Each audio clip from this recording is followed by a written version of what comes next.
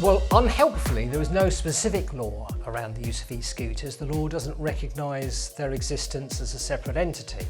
And so as a result of that, by default, e-scooters are regarded as motor vehicles. And because of that, they cannot lawfully be used on the pavement, or a bridle path or a footpath.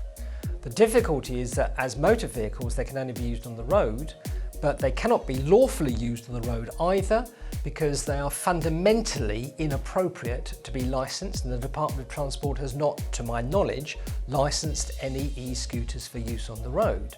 So the position is that you can't lawfully use them on the pavement, you cannot lawfully use them on the road, and the only place you can lawfully use them is on private land with the permission of the landowner, which for 99% of people, 99% of the time, means their back gardens.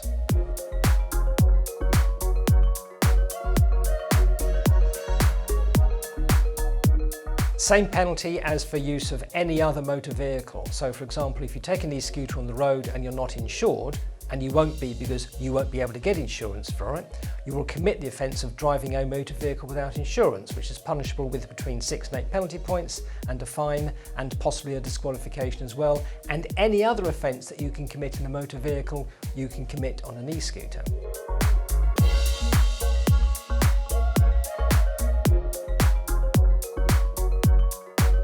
It can have a devastating impact on your driving licence, because you can easily rack up penalty points which, if you already have some from driving an actual motor vehicle, could make you subject to totting disqualification.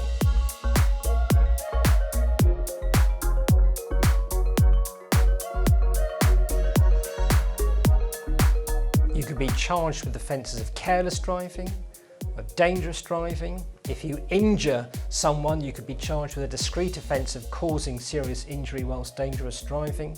And if you kill someone, then you could be charged with offences of causing death by careless driving or causing death by dangerous driving.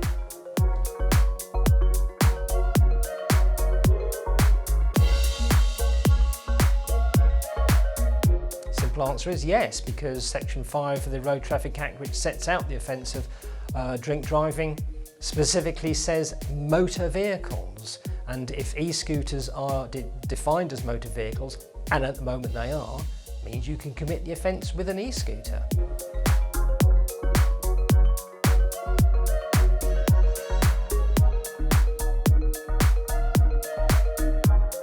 None whatsoever. The fundamental problem is that the reason that e-scooters are so popular is because they're very small and very light and they're very manoeuvrable. Anything which is likely to comply with the current legislation won't be any of those things. And so the manufacturers are either going to have to fundamentally change their product and make it into something that people don't want because it's something else, or the law will have to change to accommodate the existence of e-scooters.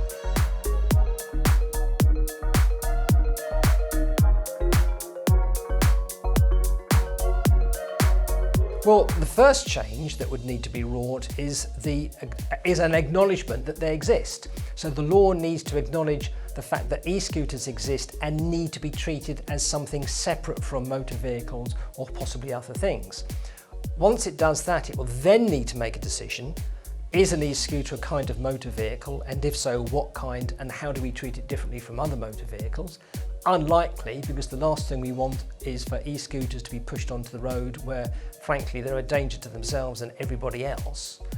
Or are they not motor vehicles and therefore to be allowed on the pavements, which is where currently e-scooters are to be found, in which case, if we are going to allow them on the pavements, do we require them to have an additional layer of protection? For example, to have a driving licence or to take out insurance. So all of those questions are up for grabs, and in fact those questions were going to be explored by Parliament this autumn, but something called Brexit happened and they did something else instead.